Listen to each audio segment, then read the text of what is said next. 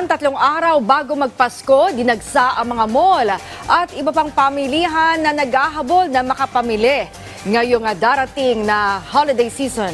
Habang patuloy rin naman ang pagdating ng mga pasahero sa mga terminal ng bus para makahabol rin ng uwi sa kani-kanilang probinsya.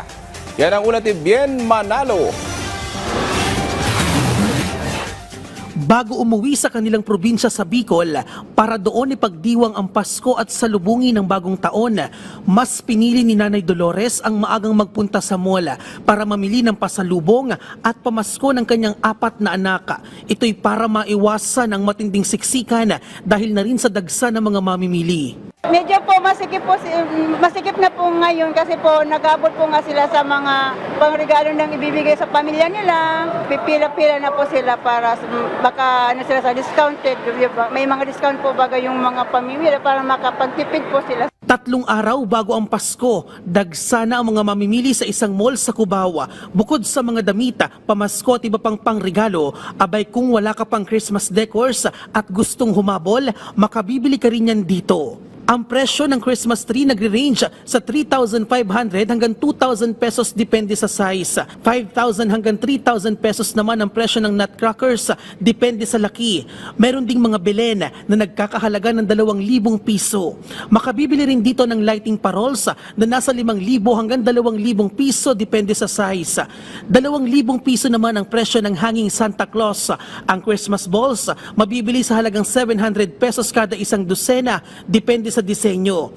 Meron ding mga plastic turotot sa halagang 100 piso. Diskarte at tiyaga naman ang bitbit ng motorcycle taxi rider na si Randy para lumaki ang kanyang kita ngayong nalalapit na ang Kapaskuhan. Sapat naman sa pangangailangan, sa pamilya talaga.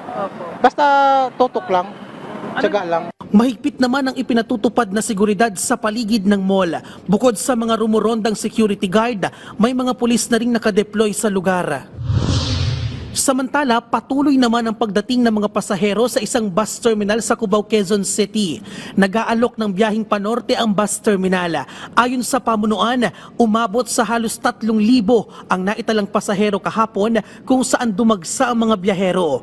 Inaasahan namang papalo sa mahigit 2,000 ang darating sa terminal ngayong araw. May nakaantabay na mga pulis sa lugar para mapanatili ang kaayusan bilang bahagi na rin ng Ligtas Paskuhan 2024. Wala namang naiulat na anumang untoward incidents, pero mahigpit pa rin ang kanilang paalala sa mga pasahero kaugnay sa mga ipinagbabawal dalhin, kabilang na ang mga matutulis na bagay at flammable materials. Bien Manalo para sa Pambansang TV sa Bagong Pilipinas.